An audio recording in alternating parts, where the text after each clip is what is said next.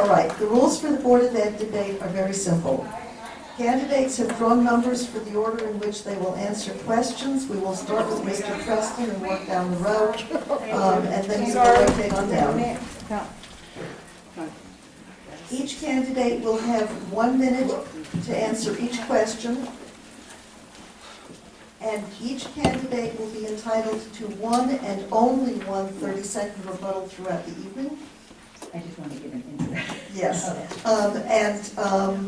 I will now hand over the microphone to Marilyn Carroll, who is president of the Ridgefield League.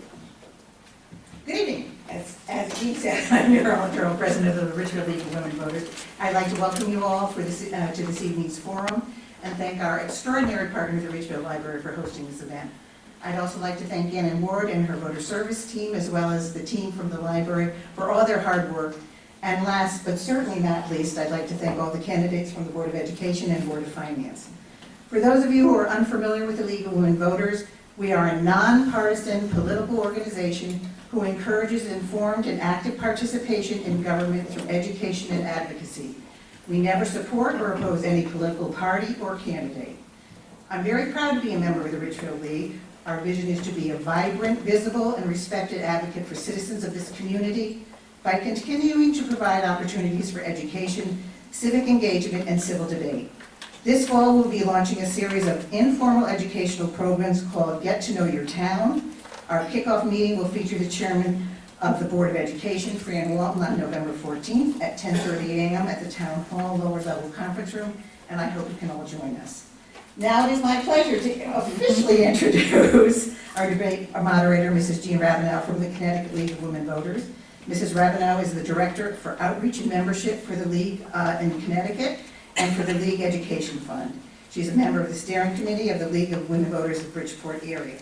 She has served as an election moderator in Trumbull for more than 13 years and is an attorney in private practice in Trumbull. Jean has been a frequent moderator of our forums in Ridgefield, and I'm sure many of you recognize her. She has already, have you introduced the candidate yet? No, but I hope that we can just go down the road and they can introduce themselves and answer. Sounds perfect. Okay, thank you all very much for coming. Okay, thank you. First question goes to Mr. Preston. First, we have received about 9 of them. What do you think the voters are looking for in an elected official? Please tell us about the specific qualifications that you have that makes you that person. Hi, I'm Scott Preston. I'm running for Ridgefield Board of Ed. Thank you for being here tonight. I look at this community, and a pillar of this community is our schools. And our schools are under threat. That's why I'm running. We have a real risk here with what's happening in the state of Connecticut. And what I bring is business acumen. I've been a businessman for over 25 years, working in challenging situations to be able to bring the best outcomes. And this is a time period now where we need leadership. And I'm looking to be able to bring that leadership specifically in areas of how do we have the best schools for the best reasonable budget, look under every rock, do zero-based budgeting, and be able to bring the best outcomes for our kids. As a father of 2 daughters, one with special needs, I feel I can bring this perspective from multiple different areas. And one of them is to be able to say, what's best for Ridgefield, and I will listen to you. Thank you. Thank you. Mr. Cordisco. My name is David Cordisco. I'm running for re-election for the Board of Education. Both my children have grown up in the school district. My oldest Hannah has recently graduated from UConn, and my youngest Sarah is a senior in high school. And I'm proud of the education and life lessons they have learned while attending Ridgefield Public Schools. I originally joined the Board of Education to address the issues of school building, because this is a personal issue to me and my family. Over the past couple of years, the school district has made great strides in addressing bullying. There have been improvements in policy development, enhancement of programs, which focus on awareness and education and commitment from the community-based groups. I have 3 tenets in my platform that I'm running on. First is focused on maintaining a balanced budget. The second is supporting students' social and emotional health. And the third is targeting dynamic learning for all students. Maintaining a balanced budget is important to the entire Ridgefield community. We need to focus on continuing expense control and delivering on academic rigor. Social and emotional health speaks to our school climate, our teaching practices, diversity. Thank you. Mrs. Drake? I'm an advocate of health and education. As an oncology nurse, I'm responsible for high-tech medical best practice in collaboration with all healthcare stakeholders, surgeons, medical doctors, pharmacists. I'm also the voice of the families in healthcare among a very complex medical community. I'm the point person in Ridgefield for Decoding Dyslexia, a national grassroots movement, where we successfully advocated for the passage of state and federal legislation, including the READ Act, which is the first piece of national legislation that specifically addresses literacy and dyslexia. This had direct benefits to our students here in Ridgefield and their literacy. I'm a passionate advocate of teachers having the ability to have innovation in their classrooms, and in research-based best practice to maintain our top ranking as a top 10 ranked district in the state. Ms. Thomas? Hi, my name is Margaret Sinatus, and I'm running for re-election to the Ridgefield Board of Education. I believe I'm qualified for this position because I'm committed, I'm experienced, and I have deep connections in the Ridgefield community. Through my legal training, I learned how to think critically and how to approach problems logically. In my career as a marketer, I learned about the value of collaboration, relationships, and creative problem solving. I brought all of those attributes to my service so far on the Board of Education, and I'd like to continue to do so. I combine that with my experience here in Ridgefield, mostly serving the youth of Ridgefield, 15 years as a volunteer in our public schools, leader and a member of various organizations in town, mostly geared towards youth, including Lion's Heart and the Ridgefield Prevention Council. I'm a parent of 4 students, 2 of whom have already gone through the entire Ridgefield public school system. I'm also a taxpayer, and I'm your neighbor. I understand the value of doing this in a fiscally responsible way, but I do believe in investing in our students. Thank you. All right, Ms. Hayes? My name is Caitlin Hayes. I'm a wife, mother, and former business executive. I ran the U.S. division of a multinational Paris-based skincare company. I've served on the board of Ridgefield Education Foundation. I'm a PTA executive board member. As a community member, I raised $50,000 to build a universally accessible, inclusive playground at Barlow Mountain, and I also obtained approval for the inclusive structure built by Spirit Builders at Farmingville. I think that one of the qualifications I have is that I keep my promises, I follow through on what I say I'm going to do, and I think voters, one thing that they really want is someone that they can trust. Trust that we will put children first, put our students first, their values, their needs matter most, and trust that we will obtain the greatest return on investment on every tax dollar we spend. Thank you. Mr. Silver? Hi, my name is Doug Silver. I'm seeking re-election to the Board of Education. I was elected in 2015. And when I ran, a couple of years ago, I ran along with Karen Szynski and Fran Walton. And, we were really proud about the idea that experience and qualifications matter. I think they still do. I've been a teacher for 10 years, school administrator for 4 years. I've written research studies on education and been published for the Bill and Melinda Gates Foundation and others. This is my life's work, and this is my community service back to my community. And I'm proud of that, and I'm proud to be here tonight. I'm proud to be on a podium with 2 people, too. I think what the voters are looking for is a spirit of collaboration and a willingness to do the work. It is hard work. There are a lot of hours being on the Board of Ed, more than I counted on, frankly, to be honest with you. And I think what we're looking for as a community are people who are really dedicated to doing the work. And every day is different on the board. You don't know what the issues are going to be sometimes if they arise on the agenda. Some are time-based, meaning this popped up, and other times. Time, I'm afraid. So it is. Finally, Ms. Holtz? Hi, I'm Kathleen Holtz, and I'm running for the Board of Education. First of all, I think you're all looking for someone who's an honest professional, who's ready to serve on day one. And me, as after 40-plus years, ending my career as a real-world leadership professional in the educational field, I think I have those qualities.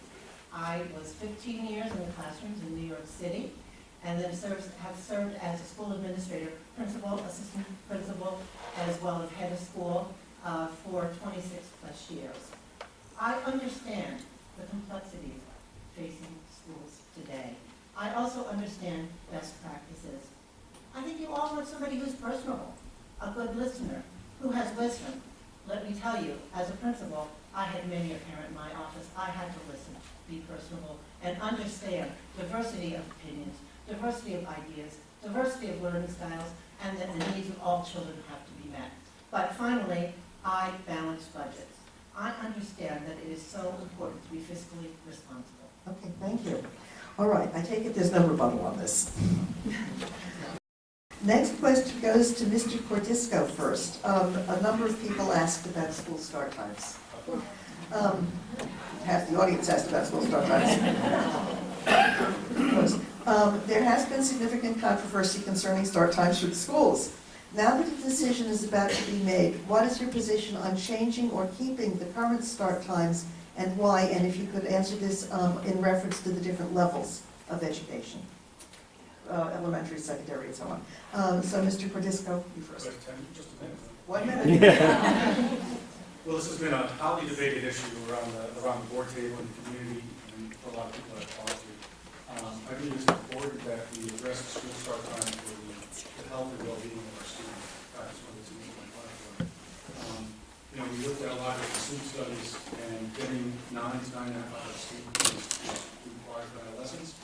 I think for me, I know that when it comes time to vote, if there's a change in start time, are we going to address the amount of hours that they're sleeping? I think what's more important is the amount of sleep they get in the morning hours and sleeping a bit later before school starts. I'm a proponent of it.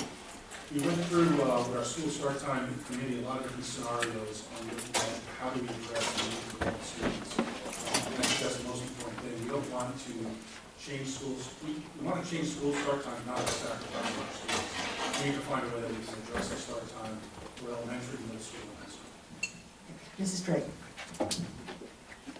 I support healthy start times for all children.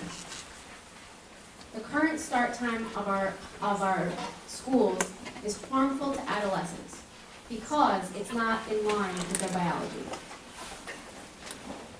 20 years of research and more research every day supports healthy start times are good for all of our children.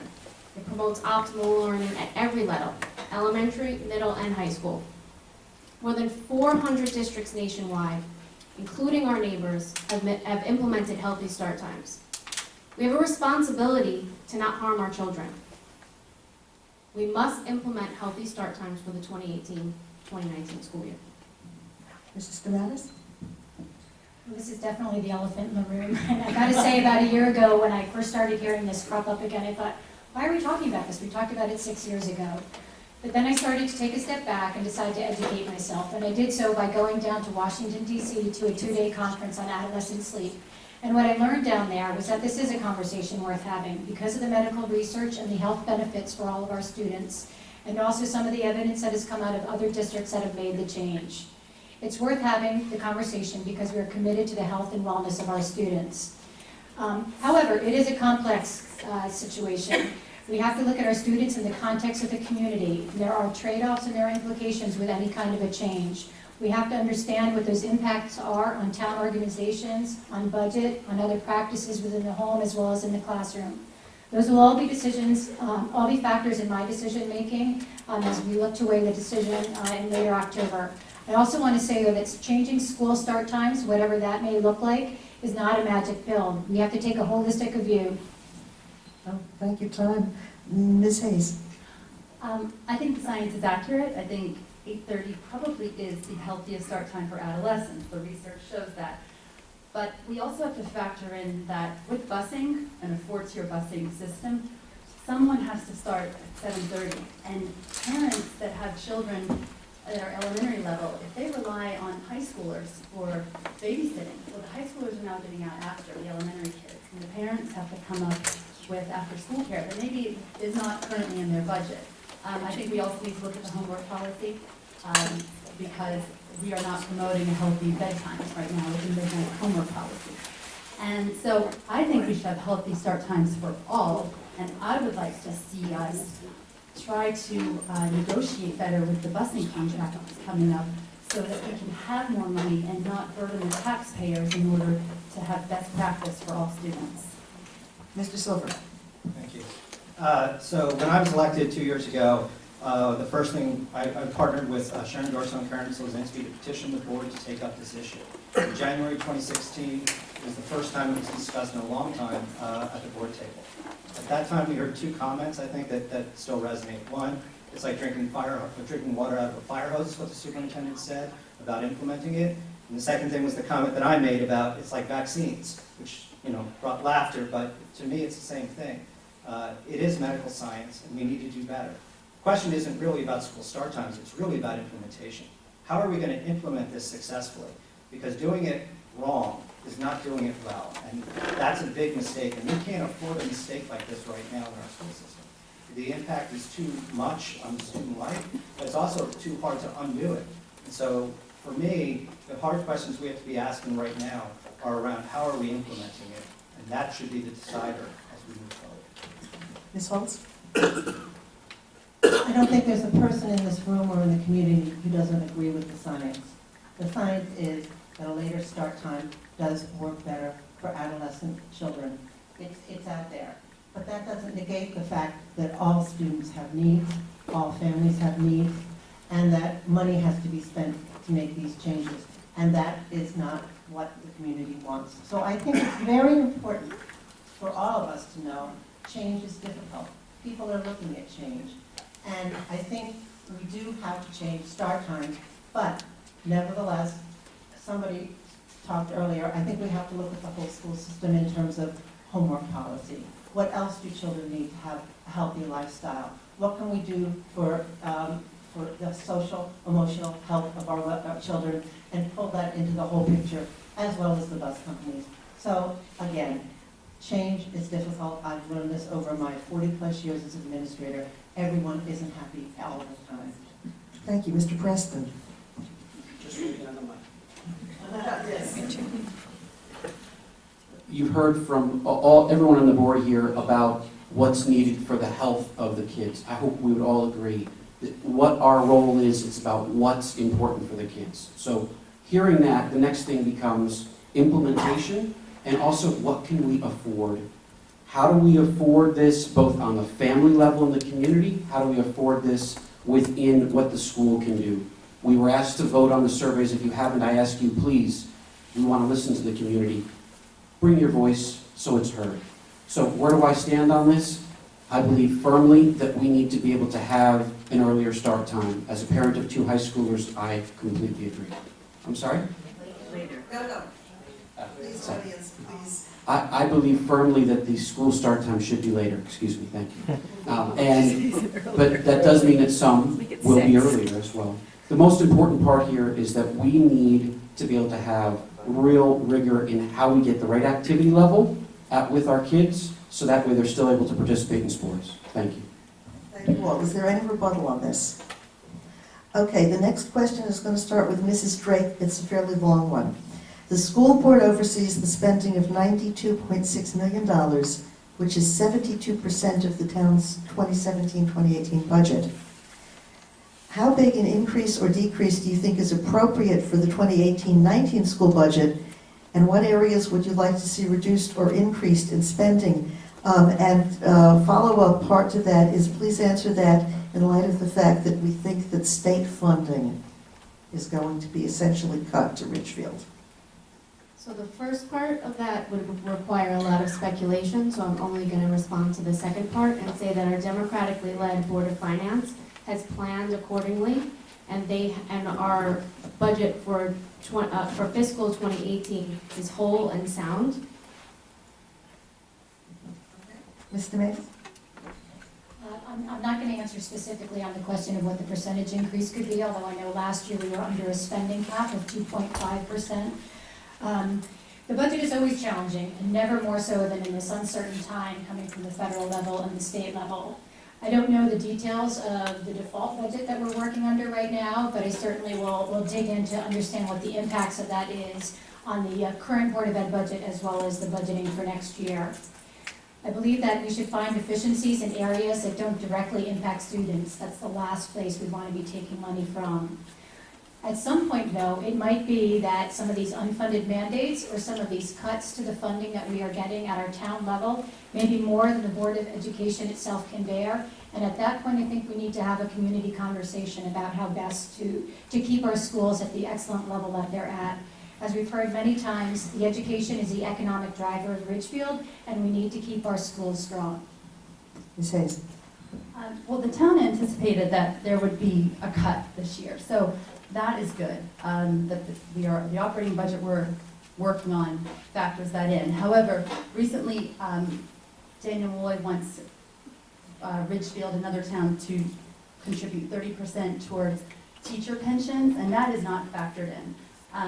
And we also have to look at, within special ed, we need to make sure we're meeting the needs of our students. I feel litigation can cause budgets to go up unnecessarily because we have to factor in more money. And I think if we had better oversight and we made sure that we were maximizing the value of every tax dollar spent, we would find we had a greater surplus in the end of the year, and we would be able to maybe have more funds in reserves and find out year over year, through year-over-year budgeting, how did we manage trials in the past and what successes can we use to get through them. Thank you. Mr. Silver? Thank you. I agree with Mrs. Madison and the others who have said that I do not want to comment on the current budget and speculate as to what an increase might be. I do have faith in our Board of Finance, and actually that's what I would actually, in the spirit of tonight, focus on, is the cooperation between the Board of Finance and the Board of Education, and the collaboration that needs to happen. This is going to be a difficult time, and we are going to have to approach this year's budget in significantly different ways than we did previously because of the uncertainty coming out of Hartford. And I think some of that comes from the experience of doing it, right? So I think it is important that there is continuity between one board to the next. And I do worry that as we enter this election cycle, that we don't value enough that cooperation and that collaboration. We had one tri-board meeting in a year. It's not enough. And this coming year, it's going to be difficult if that's our process. So I think one thing that we ought to be looking at in this coming budget year is more cooperation with the Board of Finance to work collaboratively. Thank you. Ms. Holtz? Again, I agree that I'm not going to speculate. But as far as I know and what I've heard is right now, for fiscal 18, the Board of Selectmen and the democratically led Board of Finance anticipated that we would not get state funding. And therefore, our budget is not dependent on this for this school year, and we are in great shape. Therefore, that's thanks to our fabulous leadership and insightful leaders. But nevertheless, our main job, if I were to serve on the Board of Education, is to look at each expenditure as we go forward and assure that everything and every line item is what is needed and is well and using our dollars well. But we also have to assure that each child's needs are met. Over the years, I've balanced budget and worked on budgets in tough economic times. I know it can be done. Mr. Preston? This is an area where I believe I can really help the town of Ridgefield. P for Preston stands for protect your pocketbook. I'm a big believer in zero-based budgeting. Means that while others on this board have said that they do not want to discuss, they believe we're fine for 18, I think that's a pipe dream. We should all know that this state is in a level of crisis. And what we need is experienced leadership. I'm a business leader who manages budgets that are in the hundreds of millions of dollars. I'm very used to making tough choices that support what's needed. And here's an opportunity where we have to say, let's question each expense. Let's do that in collaboration with the Board of Finance. Let's protect your pocketbook. Let's put ourselves in a position where we can successfully make the hard choices. I'm a big believer in 21st century learning, and that's an area we can invest in while making sure that other areas like books that you have to continue to read and know facts that don't really add up to what you're going to do in life doesn't make sense. Mr. Cortisco? So I'm on the finance subcommittee, and I've been working on the budgets for the last couple of years for the Board of Education. And there's a lot of areas when we start looking at the budget where we have to have some increases, and we look at areas where we can decrease spending. I think it's important that we deliver a budget that's acceptable to the town, but that comes with there's some risks. We have contracts, we always have opportunities where the budget's unfortunately gonna see an increase. And I think this year, especially when we're looking at school start times, we may have an impact in areas of the budget that we haven't yet uncovered. So we look at all these different factors. We want to make the best decision for the students and for the community, and sometimes that comes with an increase. Okay, any rebuttal on this? All right, the next question goes to Ms. Damatis, and it is, currently all middle school students are issued Chromebooks to be used during the school year as part of the one-to-one digital learning initiative. Do you want to see the digital learning initiative expanding to the high school and elementary schools? If so, what would be the next step in that expansion? I currently have a middle schooler and I currently have a high schooler, and I can say that my middle schooler, when he was issued the Chromebook last year, I wasn't sure what that would look like. I wasn't sure how his classroom experience might change. I wasn't sure how his home experience might change. But I did see during the course of the year that classroom experience really was enhanced by the teacher's utilization of those Chromebooks. I have seen now where the Chromebooks have gone up into the 9th grade at the high school, and my senior, who is there, is jealous because he said how wonderful. You know, those people, they don't have to go to the library to go check out a Chromebook, which he constantly is having to do, because he's seen how his experience at the high school could have been enhanced by his own device. So I do believe that we've had some professional development of our teachers so that they could learn how to use the technology more efficiently and more effectively to really enhance that classroom experience. And I think that at home as well, some of our parents have educated themselves as well on how to set some healthy guidelines. And I would continue to encourage. Thank you. Ms. Hayes?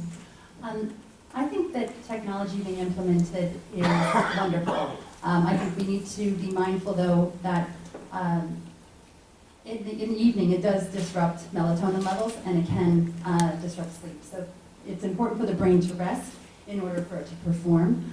I think that we are trying to cultivate or produce students for jobs that we don't even know exist yet. And we know that technology is a part of our future, and we are in a digital age. And so I think that anything that we can do to enhance our students' collaboration, communication, and just ingenuity through technology, making information more easily accessible, and Chromebooks do that. So for that reason, I support it, and I would like to see technology at all levels. Mr. Silver? Thank you.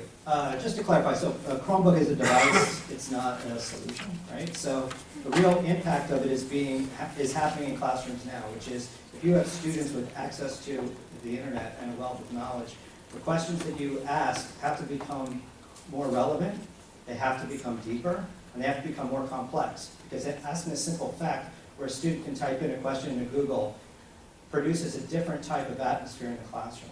And how prepared are we for that? So an earlier question asked about budget and priorities, and David, I agree with David in the sense that as we look at what goes up in a budget, it also impacts what we're spending on other parts. So when we increase for spending on Chromebooks, we have to understand there needs to be professional development to go along with that.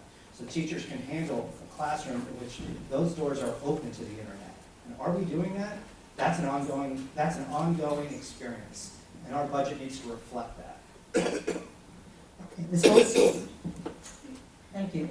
I'm going to riff a little bit off of what Doug said, because I have been in the school, and I think when we look at technology, we have to look at the differing developmental needs of our students. Middle school students probably have a certain amount of freedom with the Chromebooks. I do not have a middle schooler. High schoolers probably already have technology and it's necessary for school. It'd be wonderful to make that accessible to all high school students, and it provides for wonderful opportunities for curricular innovations such as flipped classrooms, etc. On the elementary level, I have had a lot of experience putting technology in the classroom. You do not put technology into the hands of elementary school students and let them take it home. We train teachers, let them use it as tools to differentiate classrooms, to find out materials so that children can work at differing levels, but it has to be highly managed in collaboration with families in terms of digital literacy. Thank you. Thank you. Mr. Preston?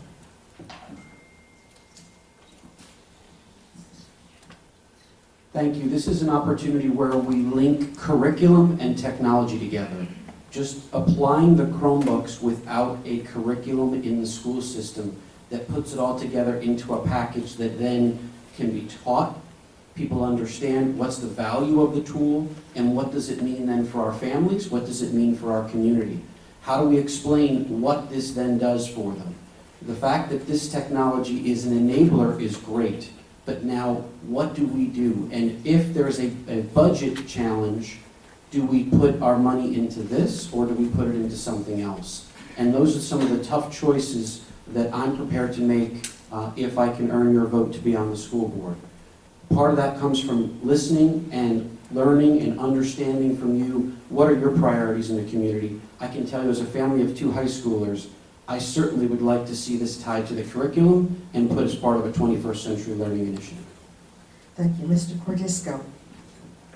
So, as we look around, technology is ever changing. It's invaded every single part of our life. Every day there's something new with technology. And as Doug said, Chromebooks is really the entry into that. So when I think about the technology in our schools, I think about dynamic learning.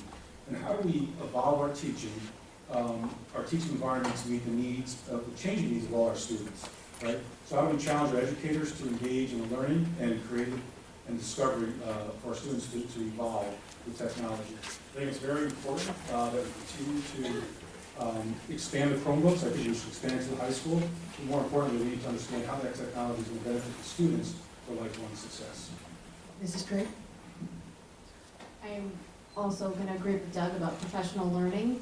I have firsthand experience when kids come out of college. When I was working in the operating room at Cornell, it's a language our students are required to have now. You can't kick the machine 3 times and turn it on and off when a surgeon is operating on someone's brain. It's an absolute skill and it's a necessity, and I support that we would have professional learning of the teachers and research-based best practices with these tools so that our children are prepared and stay on pace nationally. Okay, any rebuttal on this question? All right, next question goes to Ms. Hayes first. Again, a number of people have asked this. Since the Board of Education is actively reviewing the homework policy, what are your views on homework at the different school levels? I think we'll start with the elementary level. At the elementary level, children should be focused on play and cultivating social skills, learning about expected behavior in a classroom, developing the base. And after-school play and free time is so important to their development. Your EQ nowadays is almost going to become more important than your IQ. I think at the middle school level, there does need to be homework, but we should manage it. Children are saying that they're getting 20 minutes per subject. Well, by the end of the day, they've gone through 8 periods. And at the high school level, I don't think it's healthy to have a midnight deadline and then have the kids go to be at school at 7:20 the next morning. You're not even getting them 3 hours. So I think we should move the homework policy up to 10:30 for the high school and look at minimizing it if we can. Maybe letting kids work on it in school if they have time in certain labs. Thank you so much. Okay, Mr. Silver? So I'm on the policy committee. We are working on the homework policy now. And here's an important thing to understand is where is the line between policy and regulations, right? So what is the role of the Board of Education in setting policy? What is the role of the superintendent and the administration in implementing that policy? And so that's the line that we have to find, and we have to do it well. We need to be flexible as well with our policy so that administrators can be thoughtful and implement a practice that is working for kids and react to the practices we're implementing. I am worried that we would find a push at the board level to start mandating the number of hours, et cetera, because that's not the experience of students. You can say that, oh, well, I didn't give homework because I'm having a test tomorrow and they can choose to stay for 10 minutes. But that's not the user experience of a homework policy. So I worry for that. And I do think that this homework policy goes hand in hand with school start times and needs to be delivered at the same time. So look for this work to continue. It's fun on the policy committee. Ms. Holtz? Thank you. Again, this is a developmental issue, and I'm always going to go back to that. And as an old-time progressive educator who went to the Bank Street School of Education, I agree wholeheartedly that children's work is play, particularly our youngest students. That being said, and the research shows, first, second, third grade, homework has no value for academic success. What is important is that they read, are read to. Play outside, not inside. So many other permutations I could go on as my old school principal taught. Middle school, as they begin to get to middle school, they need to be trained how to do homework well and complete a task well. And each child should be able to have differing expectations according to their needs. And finally, in high school, again, we need to have curricular innovations. Have homework that sets them up for policy debates the next day, sets them up for collaborative experiences, sets them up to work with others as well as study for the test. Thank you. Mr. Preston?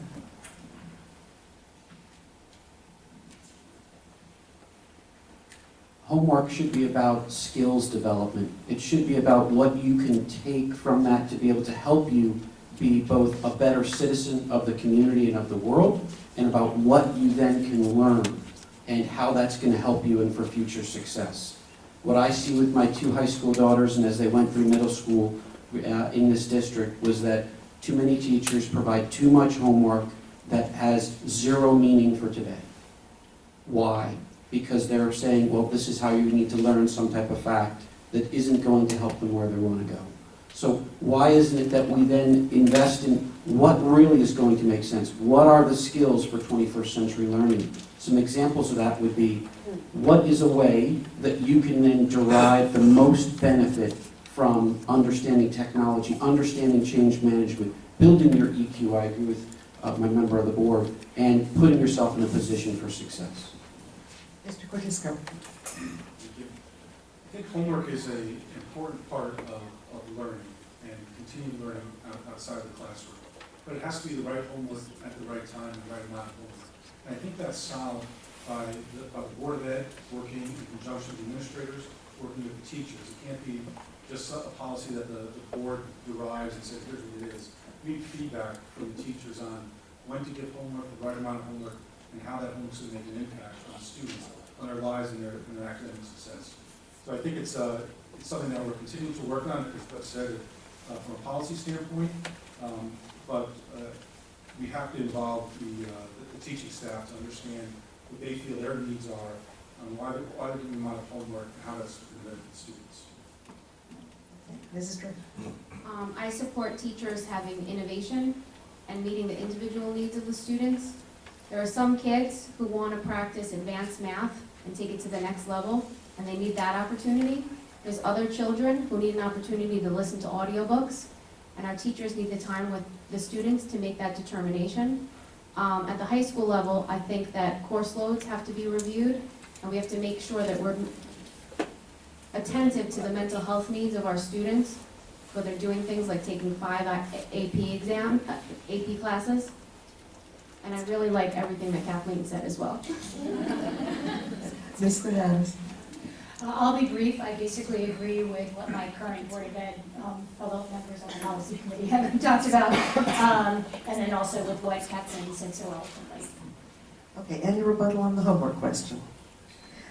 Next question goes to Mr. Silver first. Again, multiple people have asked some variant of this. Do you think the Board of Education does a good job communicating with the public and parents? If not, how should it be improved? No, I don't think we do a particularly great job on that. I think it's something we try to do. I think we're working at it. It's really hard. Like everybody says, oh, communication has to improve. It's difficult. We televise our board meetings, so we don't know who's seeing it and who isn't. We're thrilled that it gets watched. We know that people are using their email now around school start time, so that's great. We're hearing from people, which is wonderful. We've tried to reach out through funding, a webmaster approach, who writes articles on our behalf, etc. But we need to do a better job. I don't know exactly the key magic bullet in better communication. I do know that if you bring a real important issue to this community, it gets involved, and that's what we're doing now, and that's why we have a full room at this debate, and that's why we had, I think, nearly 70 people at our last board meeting in the audience, and that's the kind of passion and involvement we're looking for. So Oh, was that the pink sign?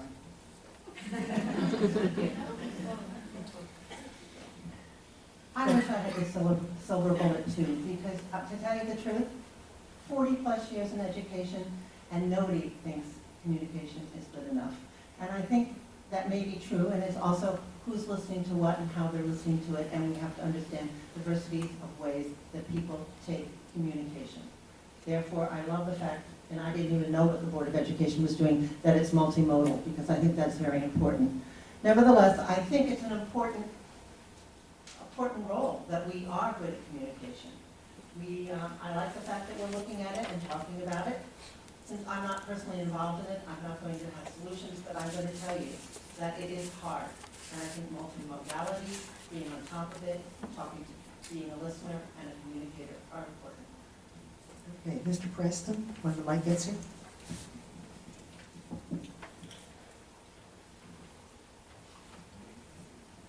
I've seen the board, and I give the board credit, really a strong sense of improvement, of trying to improve the overall communication. It's great. What can be done better? I would say, first, how do we make sure that presentations that are being viewed, we can see them as well? Sometimes it's very difficult to understand, how did we get to a decision? How did we get to these particular choices? Share them, please. Second, when you look at the videos for the meeting, if you're not able to attend, you can't see most of the room. You only see one way. I think we can do a better job there of being able to see what's happening. Third, I would love to be able to then have really good and robust discussions about how we can continue to share through text, through email, through web, through Instagram, all the things that you reach, because quite frankly, we need to reach through every type of platform, whether it's Twitter or others. I think we've started there. There's more we can do. Mr. Cortisco. So communication, how you like to communicate to is a individual preference. When you think about school start times and budgets and homework policy, everyone has a different opinion. And so that's what I see with communication. And there's the things that we're doing today, what I like to see change is I like to see us interact with the community more around the board table. When they come up before us and they have their 3 minutes to ask a question, I think there's some opportunity for us to respond to those community members. But I think it's also important is what happens with community groups when they distribute information from our board meetings. And there's a number of Facebook groups that are out there, that Twitter accounts that send out information. I think that's great to get people involved. So I don't think there's one answer. I think we have to continue to get feedback from the community, understand how they want to be communicated to, and so we can adjust our communication style and the information that we're putting out. So one way to solve it. Mrs. Drake? Board communication should be transparent and open to the public. The board can only make decisions as 9. All that decision-making should be at the board table. I believe we need better outreach. We used to have a lunch bunch, and we need a replacement for that, for community engagement. And finally, the public comment. It's limited, and the board doesn't respond. And often, I've seen families, including myself, come forward very upset for our children, and we get no response. Mr. Mattis? I think this is definitely an opportunity area, and as Kathleen said, it may always be an opportunity area, but we're going to try to do better. I know I will try to do better. One of the things I started when I first came on the board was to reinstitute Inside Education, which is the publication in the press every week. And that's just one small step, but it's at least a step in the right direction. Communication is a two-way flow, and I think we can do a much better job of listening and getting the inflow of communication. We have learned that everybody knows how to use our email, which is a good thing, but there's got to be other opportunities to get that feedback from the community. I think as an outflow of communication, we can be far better in terms of being proactive before decisions are made as to why we're contemplating something that we're doing, what are the best practices, why is it even being discussed, in the context. During the process of what we're doing, we can do a much better job of being transparent and keeping people informed. And then afterwards, after a decision has been made, we should celebrate our successes and learn from our mistakes and communicate that clearly to the community. All right, Ms. Hayes? I think the board is very reachable, and I think they do try to communicate. I think what we need is for the administration to continue the progress that they've made with communication, because the board agenda is based on what's going on within the administration. And for example, the administration does do focus groups. They did form a start time committee. But I think, and the survey then just went out, but I feel those kind of invitations should go out to everybody who might be interested and should be available maybe on the website. I also think when committees are going to meet, that should be on the website. And so that if parents have an agenda item specifically about that, they can email those board members so it can be discussed. And so that maybe by the time there is a Board of Ed meeting, if they do give public comment, they would be able to get some feedback that would serve as an answer at the board meeting. Okay, thank you. Any rebuttal on this one? Yes, sir. I have a rebuttal. Not so much rebuttal, but comment to Karina's comment about parents coming and sitting before the board table. So over the last couple of weeks, we've gotten hundreds of emails. I read every single email. I take every comment of every parent that stands up before the board to heart and really try and keep an open mind to everything they're saying so that I can formulate an opinion and try and bring those opinions to the board table so they get discussed. Or any parent that I meet while I'm shopping or out in the community, it's very important to be here. That's okay. Any other rebuttal on this question, communications? All right. I think we have time for one question, very briefly, before we get to closing statements. It will start with Ms. Hulse. What are your views regarding the shortage of paraprofessionals in our special education programs? Are there alternative, creative ways to properly fund the paraprofessional program?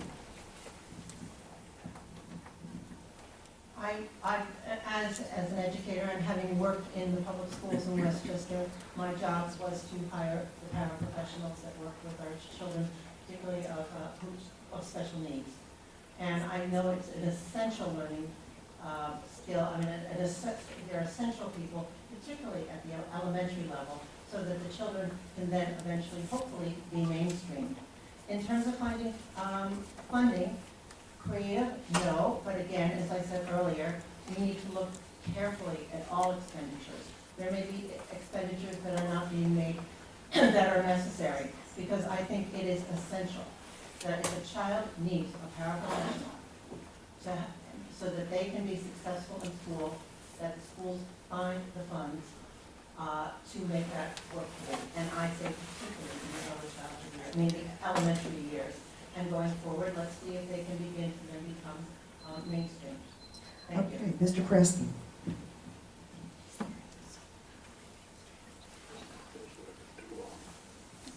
This is an issue that has particular significance to me because my oldest daughter is a special needs child. And I can tell you that there is nothing more important than having the right educational setting for your children. And paraprofessionals absolutely play a very important role. Now that being said, how do you fund something if we're looking for increases? First place I would say we should look is take a look at the number of lawsuits that this district has had because of special education challenges. We send kids to other schools because we can't meet the needs of them in the district. I say we should review that. Understand from a governance standpoint, why are our hard-earned dollars going out all over the place and not into Ridgefield? And what can we do to repurpose them? Because every child does deserve the best education we can provide, and we have an excellent education system. Let's make sure that we're using our tax dollars wisely. Thank you. Thank you. Mr. Cordisco. We talk all the time about education for all students, and the special education part of our budget is one that continues to grow, and rightfully so. We need to find ways to continue to meet the needs of all students, meet the needs of our special needs students, and that means increasing the budget. So we do so and provide solutions for every child. We need to continue to do that. Mrs. Drake? The Individual with Disabilities Act provides all children an education. 1 in 5 of our children, or 20% of our students, is serviced under the Special Services umbrella. The hallmark of a strong special education program is enough staff and the qualifications of the staff. It isn't about just having a para. We need enough, and they have to be qualified to meet the needs of the students. Otherwise, we run into problems in the form of lawsuits. Research shows early identification, early interventions, and high-level goals for all children lessen or eliminate the achievement gap, thereby decreasing special education expenditures. So a good special education program will save us money. Ms. Mattis? It's our responsibility as a school district to provide an education to all children. It's a legal responsibility, but it's also a moral responsibility. And I support the district in its efforts to do this. I think we've come a long way over the past couple of years towards fixing or at least moving the needle on some of the deficiencies that have been prior to that. I support anything that our district is trying to do to service the special needs community. I don't know whether we have the right mix of paraprofessionals at the moment, or if the solution is in other programming such as, or other professional development for our general education teachers. As Karina said, we found that early intervention and early detection provide the best outcomes for all of our students. So I'd like to see things in the classroom that help us to get to that point of early intervention and early detection and provide the best outcome for our special services students. Ms. Hayes? Paras are invaluable. We should not have a shortage of paras anywhere. They are very inexpensive compared to other demands on our budget. I think, we spent $300,000 to find out if we should change the school start time. I think we could afford to find $15 more an hour to provide a child with a para. We could use money to train the paras. At the pre-K level through 12, paras help teach. They keep children safe. They are able to walk the children out, maybe to pick up with a parent or to the bus. They are the backbone. They are the behind the scenes, and they're rarely thanked. So I don't think there should be a shortage. I think they are one of our greatest secret weapons to helping our special education community, and I think we should do everything we can to make sure that every child that needs a para has one. Thank you. Mr. Silver?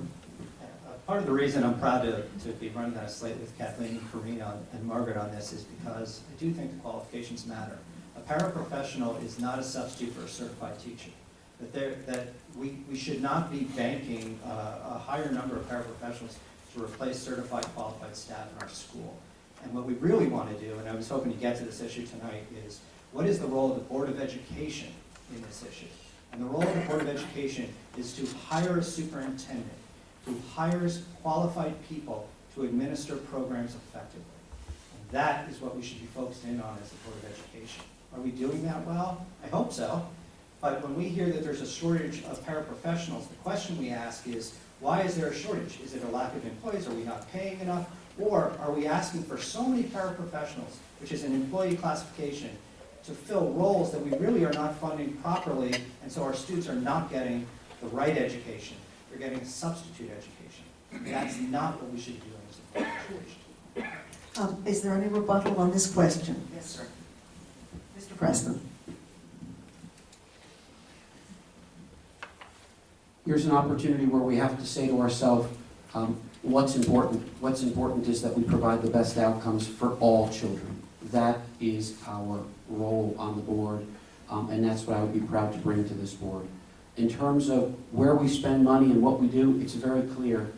Whether the issue is we're not paying enough or not, I would ask, why haven't we found that out? What we should know, ask the community, ask the school, and when it comes to the administrators, I ask, what are our key performance indicators? How we know what success looks like.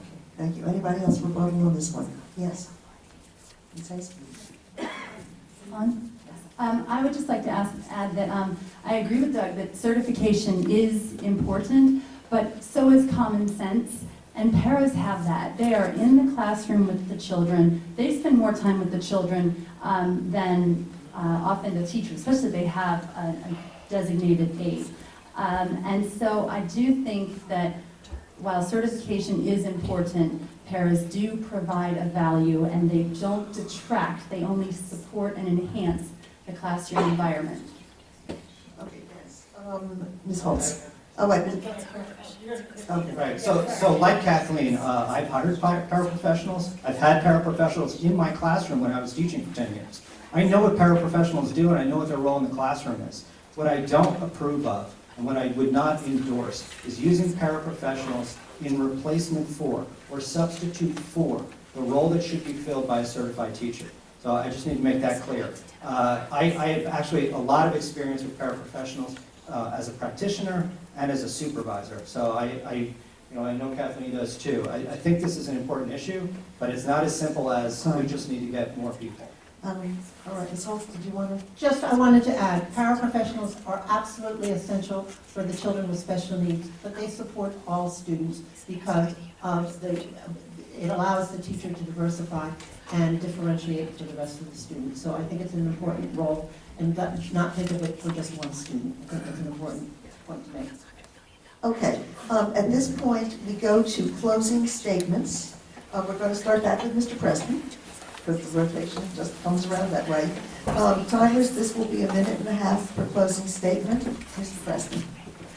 Well, first, I want to thank you all for coming out on a Tuesday night. It shows that this community is so engaged and involved in our school system.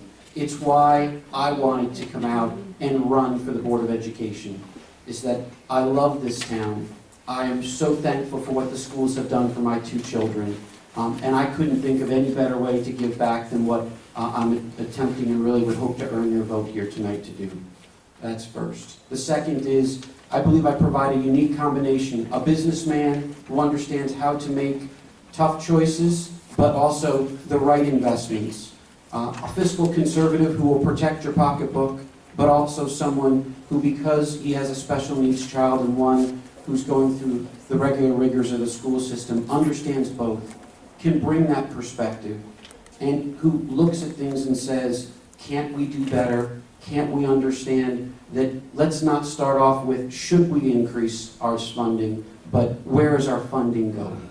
Can we investigate that? Can we understand it? That's what I mean by zero-based budgeting. Let's not start off with a number. Let's start off with what are we trying to accomplish and what can we do with the funds that we have. We're very blessed to have over $90 million. Now how do we spend it effectively? I'm here to be able to run and help you be an advocate for you and for this community on the board.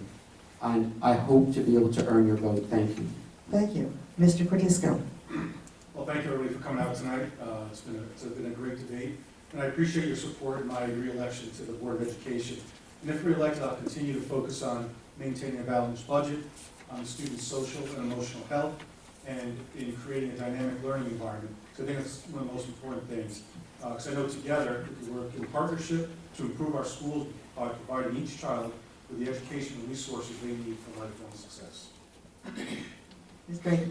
I want to thank the League of Women Voters in the library for sponsoring and hosting this forum, for all those here tonight participating and learning about the candidates. I want to thank everyone here who stepped forward and volunteered their time to run. It's a big commitment. We've all been working hard, and I know that. And I want to ask for your vote so I can continue to advocate, as I always have, for the best interest of the health and education of our children. Thank you. Mr. Maris. I also want to thank the League of Women Voters in the library for hosting tonight, and to all of you for coming out on a Tuesday night and being informed on the issues and on the candidates. As I mentioned before, I'm qualified because I'm committed.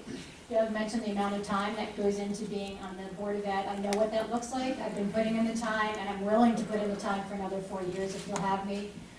David also mentioned, all the emails that have been coming in, especially around hot topics. I also read every single email, and I take every single one to heart. I also try to reach out individually to people and find out and listen to what's going on in the community. So I'm very committed to serving our students and serving our community. I'm also experienced, as I've mentioned. I've been a community volunteer at many levels, including the leadership level, for the past 15 years since we've lived in Ridgefield. And I'd like to continue that service towards the students in our community by serving on the Board of Education for another 4 years. Thank you. Ms. Hayes. Thank you to the League, and thank you for everyone for coming out. I hope you'll vote for me on November 7th. I have the time to dedicate what is required for this just amazing responsibility. I'm passionate about education. I love discussing policy. I'm for all students.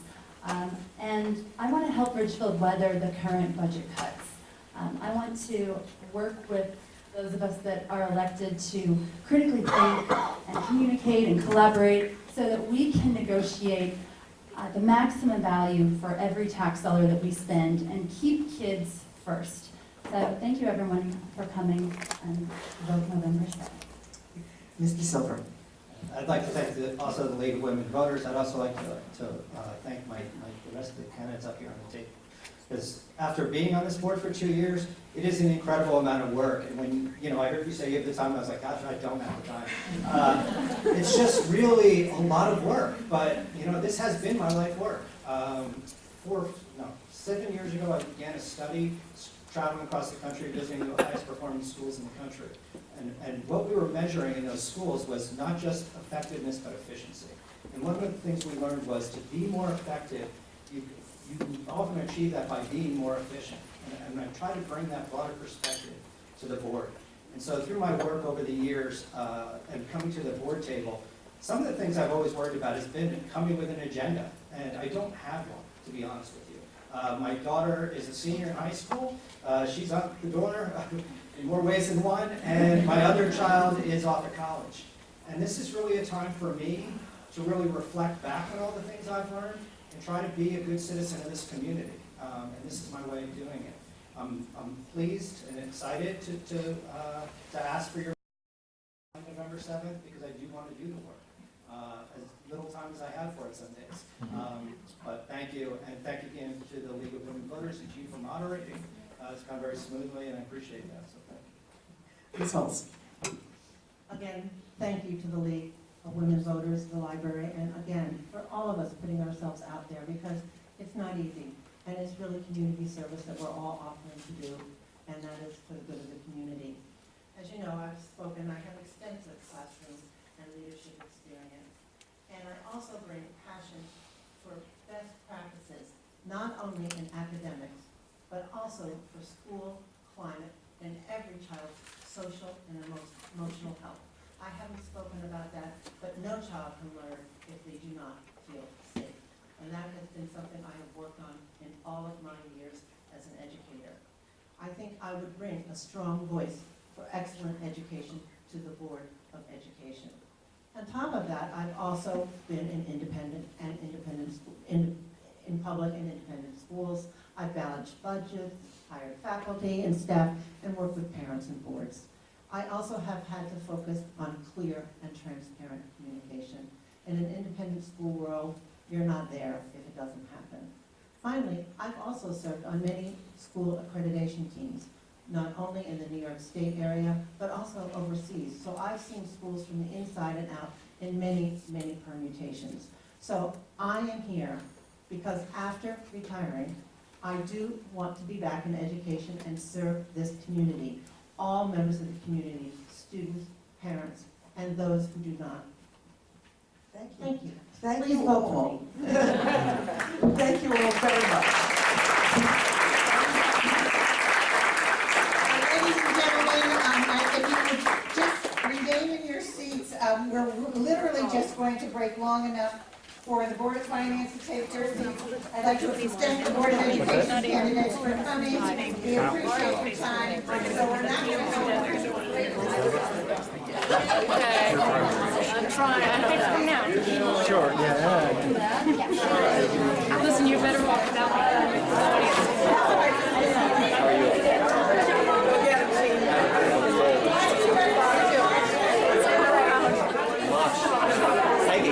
Hey, how you doing? Good. Not bad, huh? Yes, good showing here. It's more than we've seen recently. I think it's maybe based on that school starting to stuff and also the insecurity about the money coming out of our system. Oh yeah. No budget still.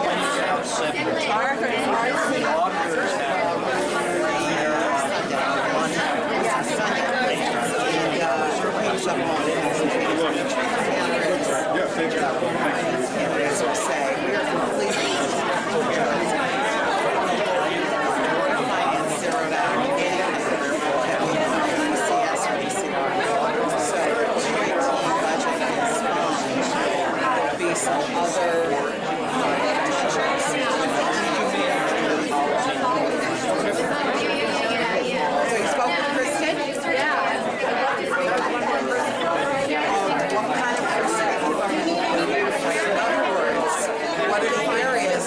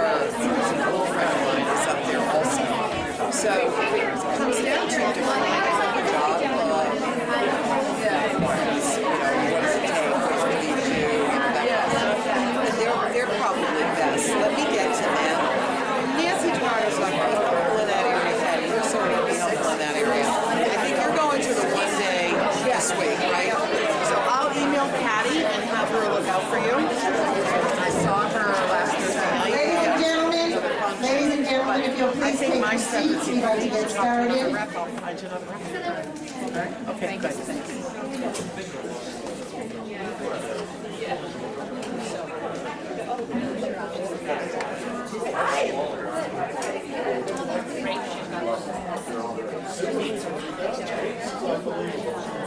All right, ladies and gentlemen,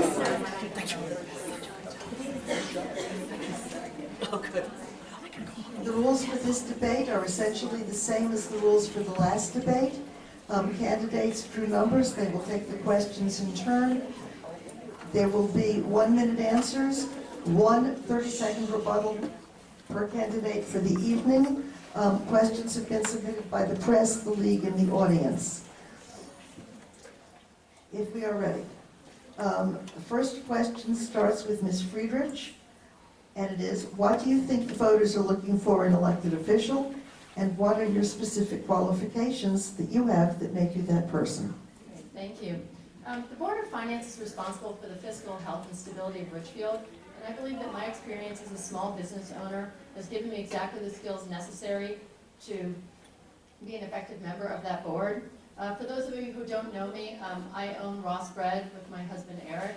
We bought the bakery. It was a nice little charming bakery, but it became my responsibility to figure out how to energize and innovate and make it into something special. How do we do that? By looking for ways to work smarter, leaner, more efficiently, investing when it's important, trimming back where we could. There are no special departments that we can delegate things to. They all fall to me and the small business owner.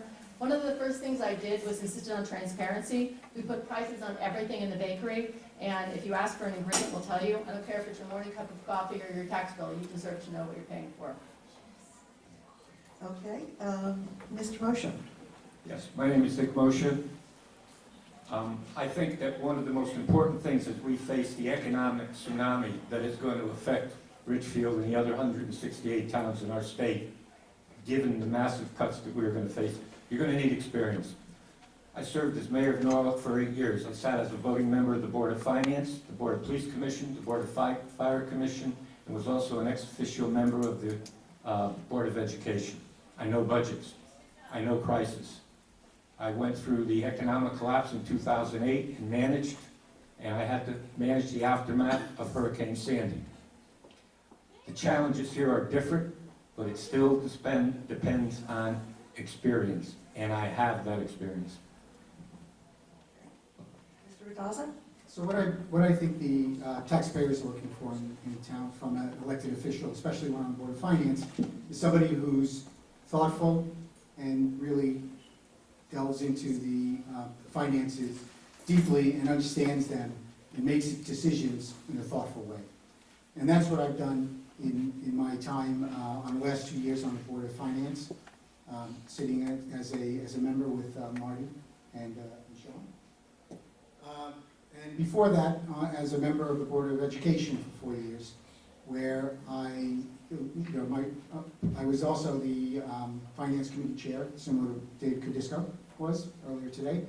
And in that role, we delivered 4 budgets that were very thoughtful and very reasonable and very rational, and the taxpayers approved them with no qualms. Okay, and that's what I think you're looking for in the Board of Finance member. The Board of Finance member needs to look at not just the Board of Education's budget, Board of Selectmen's budget, but the whole budget and deliver something that's reasonable. Mr. Connolly.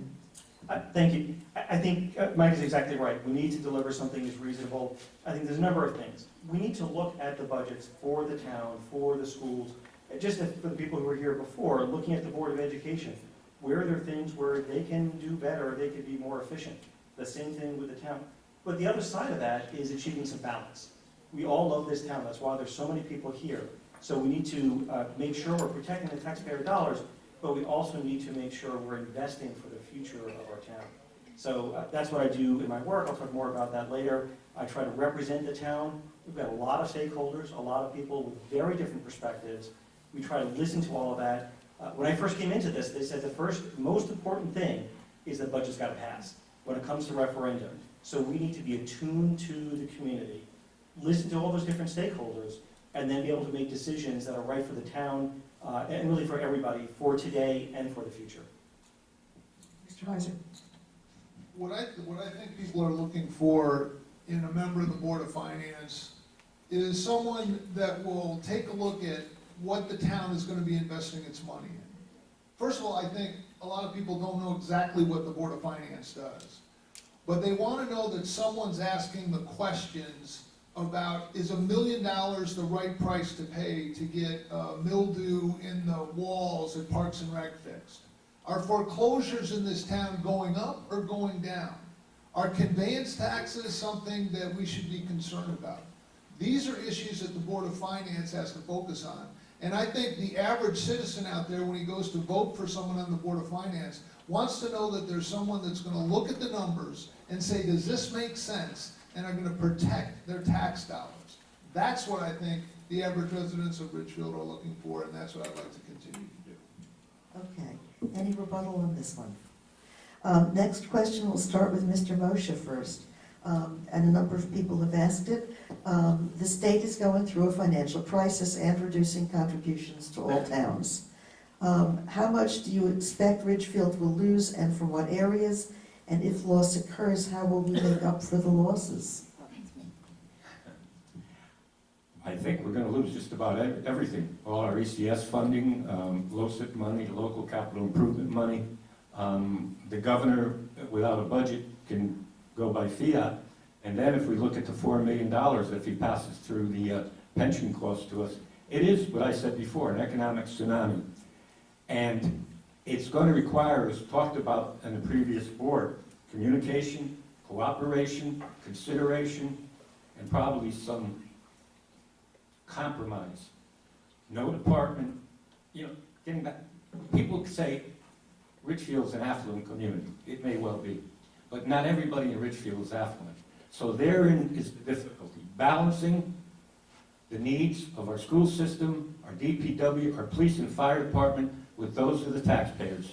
There's many seniors in this town that are house rich and cash poor, and are concerned about their taxes going up every year, and they may want to leave this town if the taxes are too high. Time, I'm afraid.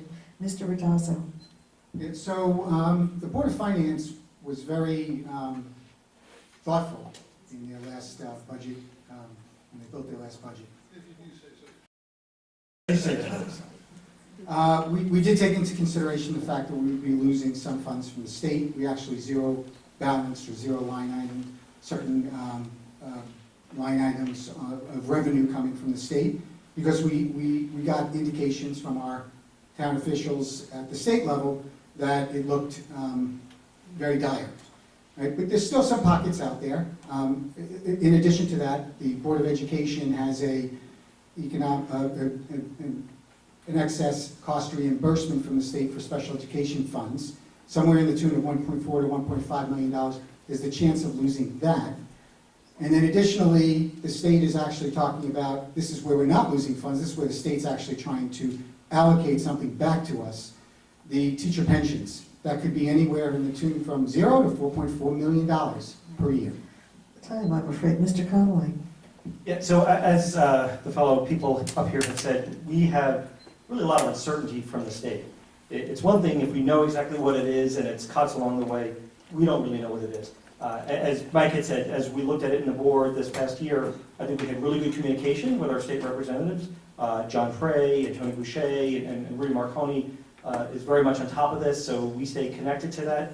All we can do is look at what's coming forward, what can we deal with, and then budget accordingly. So what we did this cycle was be very, very conservative.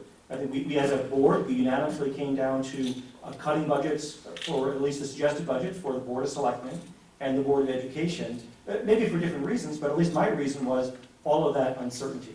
As it goes forward, we're watching what's happening, so we saw Governor's veto. We've got the mandate now to try to figure out what's going to happen. We don't know where that is, but all we can do is control what we can and budget conservatively to plan for what may come down the line. Mr. Heiser?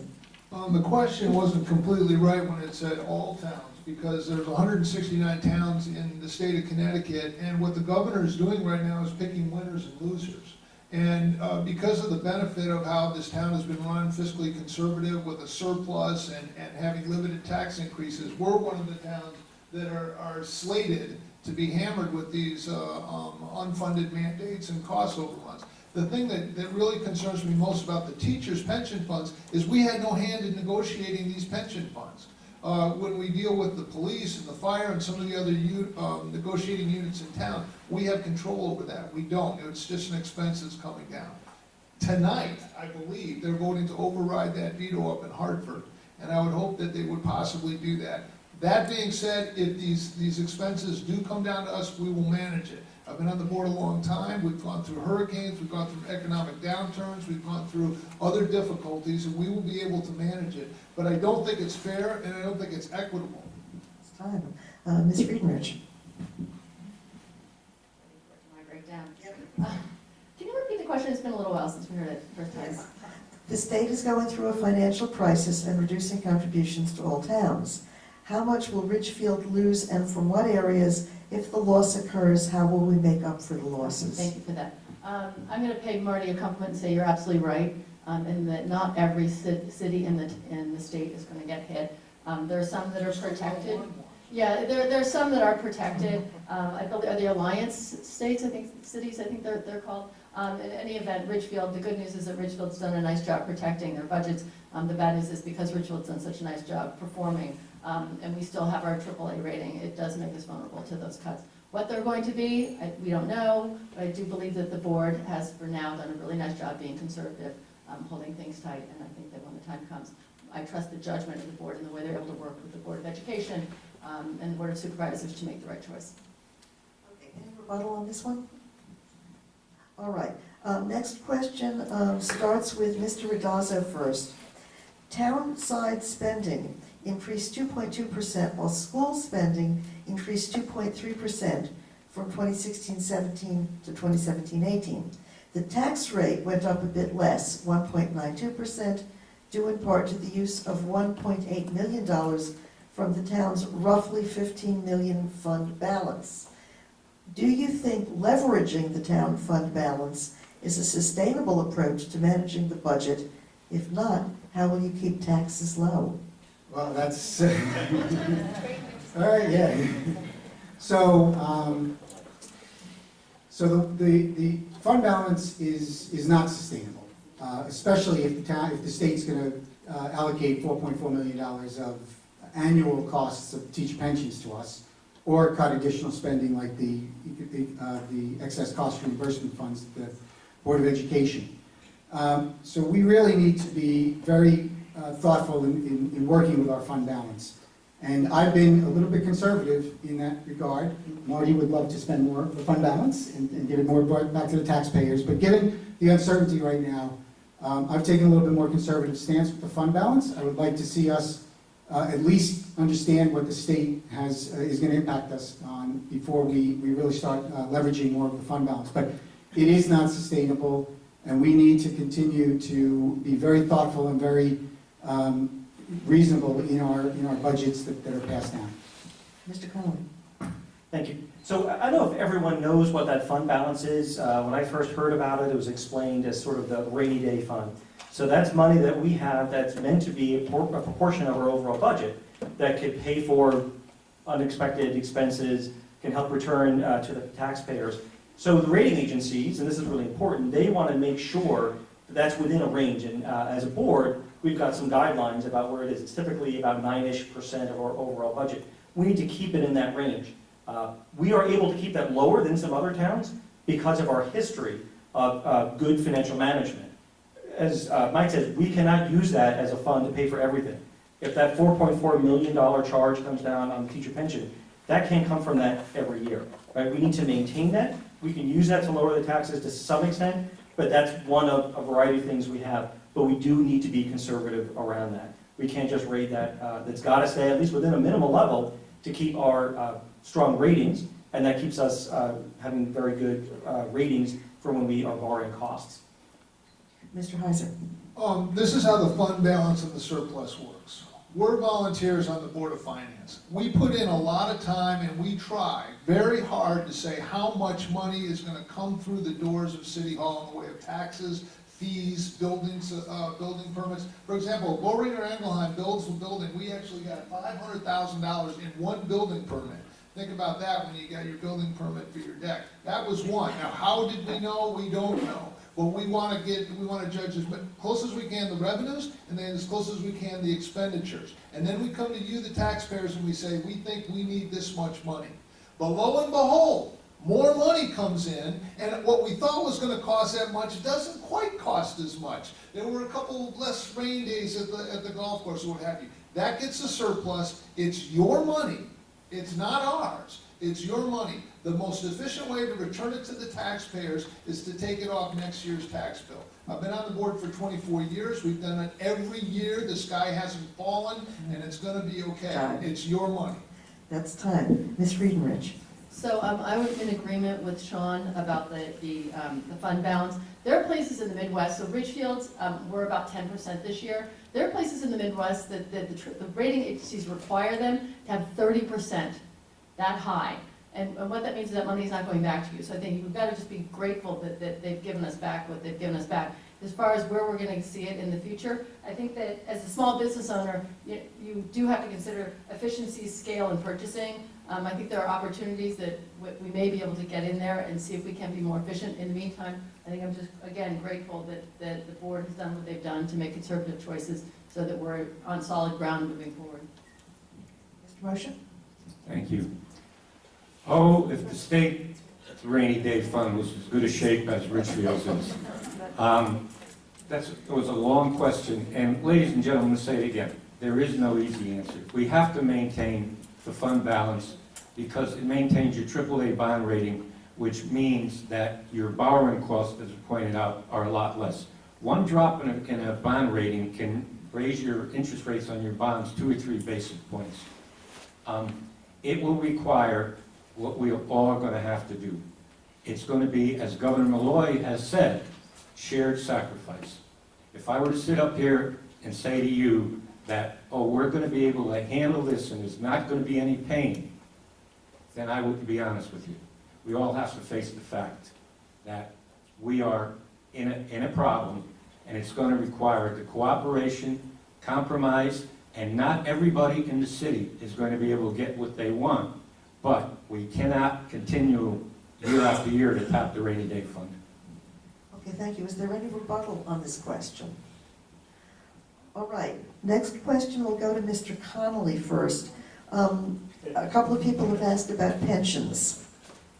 Please comment on your view of Ridgefield's long-term debt and pension commitments to town employees. And one of the questions was specifically police and firefighters, and the strategy currently being used to pay off debt principal and manage the pension commitment. Okay, so there's about 15 questions in there. So just to start out, so as you said, we've talked a lot about pensions. There's different kinds of pensions. So the teacher pensions that we've been talking about are run by the state. As I think Marty had said, we have no control over that. It's sort of tough to say you've got to fund something where you can't manage that in a certain way. It's different for the townwide pensions. So for the police, for the fire, we actually have control over that. We have paid those bills. We are conservative, and we've said a number of times that we take care of our finances. We are not in any danger of not being able to pay for the fire and the police pensions because of the way we've managed the finances of the town. It is really just the uncertainty that the state is putting on us for the teacher pensions that we have no control over. That is a concern. That is not budgeted, and that's not something we're ready to deal with at this point. Mr. Heiser? Yeah, first of all, not to give a shout out, but Dave Campbell, right there, that gentleman right there in the middle, was head of the pension committee for many years, and if we gave him a penny less, he would hunt me down at the golf course or Stop and Shop and say they need the money. We've had independent auditors come in and look at our pension funds, and they say that we are very healthily funded and that there isn't a problem with that whatsoever. As far as bonds, approximately, 17 years ago, we did the bundle. And there was lots of different projections on the revenues and how we're going to pay it back. At the height, it was $151 million that we borrowed to make the new middle school, to do additions to all the school, to purchase the land that what Founders Hall is on, We have judiciously been paying down that debt every year, and when opportunities allow for a more favorable interest environment, we've doubled down on those payments. We're on track, we're reducing that debt while also taking on capital items. So we're in good shape. Thank you, Don't that's worry. time. Okay, Ms. Friedenrich.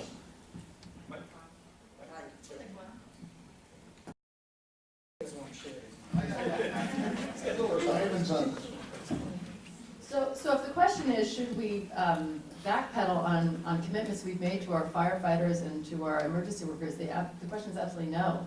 If we've negotiated those and we funded them, then that money is tucked away and it's just for them.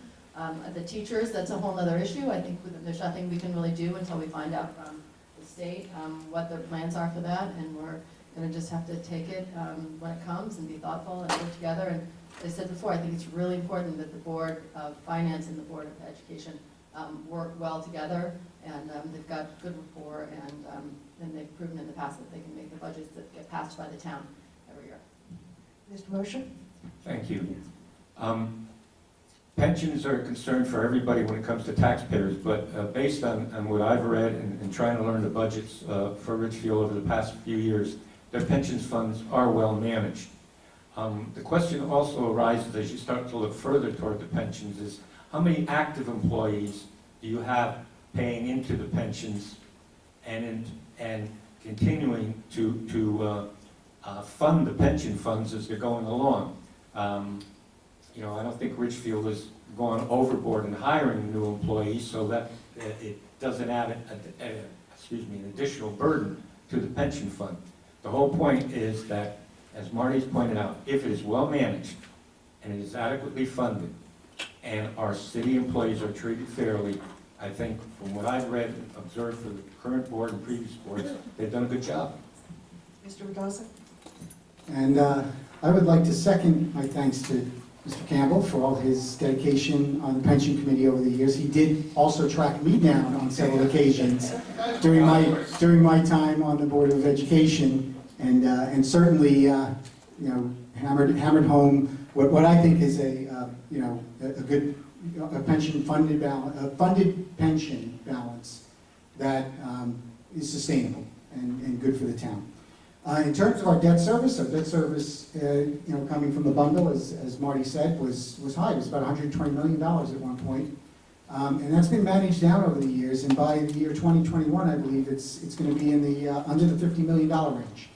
So the Board of Finance and the town has done a great job in managing that fund balance, that debt service down to pre-bundle levels. And that'll open up a lot of fiscal leverage for the town in the future. Okay, thank you. Any rebuttal on this one? All right, next question goes to Mr. Heiser first. This one gets asked in many Board of Finance debates in many towns. What can be done to alleviate the tax burden for people on fixed incomes? Well, we have a senior tax credit that you can apply for that I think is good. The one thing regarding the seniors that I think are such an asset to the town, it's almost like they're a clean industry in the most positive sense of that, in the sense that there aren't 5 or 6 kids that we're putting through the schools at $13,000, $14,000 a pop. They're here, they're the backbone of our philanthropic organizations and volunteering. And I think that actually, if you look at the statistics, the senior population is expanding in Ridgefield a little bit. Come to Ridgefield, great place to run a business, great place to raise a family, great place to retire, is actually fairly accurate. But I think we can just try to do as much as we can for the seniors. There are senior tax credits, and there's other opportunities to help pay with their property taxes that are also available. Ms. Greenridge?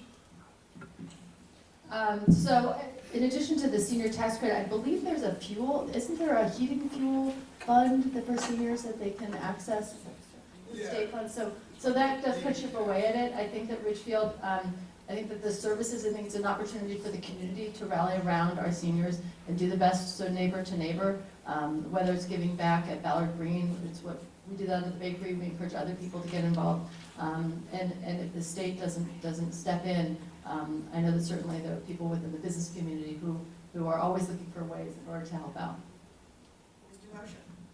Well, being the only one up here with the gray hair that can talk about, and I prefer to be called a seasoned citizen rather than a senior citizen, I think most seniors in town appreciate living in Ridgefield. They love it, as Marty has pointed out, as I do, and why we moved here.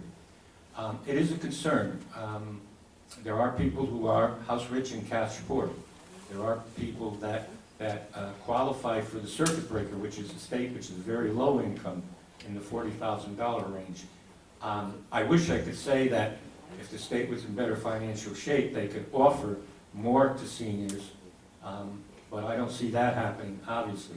All we can continue to do is what Amy's pointed out, is continue to watch every tax dollar, make sure that our seniors are taken care of, and understand that they love this town too, and they want to stay here, and we can't tax them out of existence.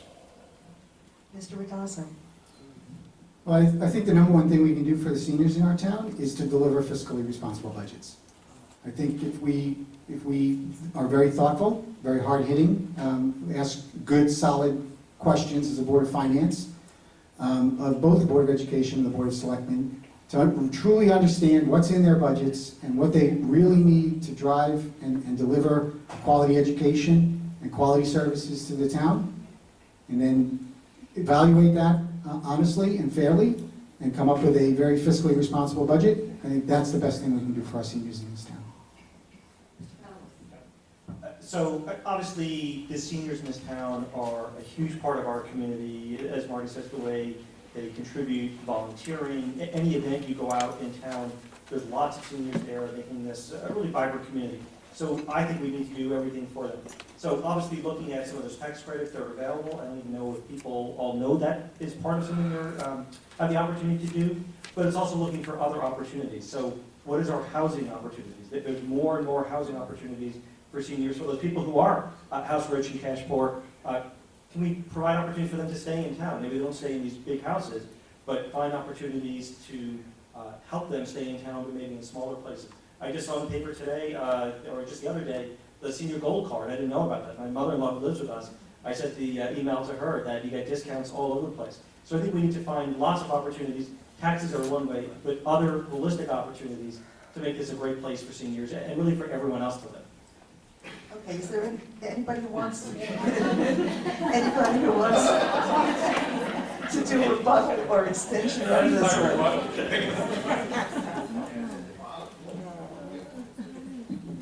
All right, this next question will go back to Ms. Friedenrich first. What initiatives would you most like the town to pursue to ensure future growth and economic stability? Yeah, growth is a tricky one. You have to be really careful when you talk about growth, because on the one hand, you want to grow the tax base, right, so everybody shares the burden of the taxes. On the other hand, with growth brings more people that require more demands on the system. So I think that's a very tricky question. I think you have to really have a specific plan in front of you and say, does this plan in this particular neighborhood with this much housing make sense? So I think in absence of that kind of proposal, it would be hard to speculate too much. But I do think that there will be opportunities that come in front of the board, and I think the questions that would need to be asked would be, what are the short-term infrastructures that need to be put in? How much is it going to cost? What are the long-term benefits? And really put it in front of the community. I think the community really needs to have a say in all of that. Motion? The Economic Development Commission under John Devine and Arnold Light has done a fantastic job, if you haven't seen their website and how they're trying to bring new business into town. But as Amy pointed out, we all know what the traffic is like on 35 on Main Street nowadays, with more and more traffic. And with more growth, you bring in more traffic. The state is going to come in and redesign a Main Street and realign Prospect Street and synchronize the lights. Sounds good. Is it going to bring more traffic? Zoning is considered about only retail on the ground floor. That brings more businesses in. But Amy is absolutely right. And all we have to do is read the paper about zoning and some of the applications, some of the debate that's going about residential areas. It's a little bit beyond the scope of a Board of Finance, but as a citizen and resident of Ridgefield, We all have to be concerned about that, growth versus overgrowth. Mr. Vitasa? I agree with Dick. This is really outside of the realm of the Board of Finance to really speculate on. But I do like what I've heard from the ECDC and Dick had referred to, and some of the things that are going on. I would rather not see the benefits given to the landlords as much as I would like to see the benefits given to the people who are trying to open up businesses in this town. I can tell you 5 years ago, my wife and I looked to open a business in this town, and we wound up going to Norwalk, Dick's town. He was at my opening. Cut the ribbon in my barbershop. And you know, we just couldn't make it work in Ridgefield because the landlords were not willing to negotiate, at least with us at that point in time. A lot's being changed. I have talked to one of the key landlords in town, and I have talked to people on the ECDC, and I understand that there's a lot going on right now, so I would love to see that come to fruition. Mr. Connolly? So a couple things about growth. So growth could be good and bad. So we don't want to see more traffic. We do want to see a lot of stores downtown. We want to see our main street vibrant, filled with local businesses. Those local businesses are the ones who contribute to the soccer teams. They are contributing to Chirp. They're what make our community so special, at least reinforce that. But more growth also reduces the burden of taxpayers, and Marty likes that. So we're not going to see another Boring Eingelheim open up. We're not going to see another Schlumberger come through. But are there opportunities to encourage businesses to grow in town? The state has paid for a huge study, and the federal government has paid for a huge study for Branchville, and looking at the opportunities there. How can we grow there? That's not clogging up Main Street, but it's looking to see how can we create incentives, how can we create some infrastructure that will support more businesses down there that are not a residential neighborhood. So that growth is good in terms of the opportunities we have to spend our money and go to different places, but also it's an opportunity to spend less tax dollars personally. At the time, Mr. Heiser? 9% of our tax revenue comes from commercial taxation. Most of that comes from Boehringer Ingelheim. The best thing we can do is just hug Boehringer Ingelheim and make sure they don't do it. If they would have put a shovel in the ground on this side of the line, Mayor Bowden and Danbury would have gotten millions in tax revenues. Thank heavens they put the shovel in the ground on the Ridgefield side of the line, and their Building 10 has benefited us for years. The Board of Finance can come into play because there was a proposal put to us on tax abatements in that situation. When you consider the benefits of the tax revenues coming in year after year from them, you got to go for it. Regarding businesses, they can't all be real estate. I love real estate. They can't be all insurance companies. We need to have more traffic on Main Street. I think the Economic Development Commission has some ideas on that. And also, if our real estate property values can go up, that will increase the grand list, and that will take the pressure off of everyone as well. Okay, is there any rebuttal on the question of growth? All right, next question starts with Mr. Moshe. Given the importance of education to the Ridgefield budget, what decision-making process will you use when determining the bottom line for the town and education budgets, and therefore the ultimate tax rate?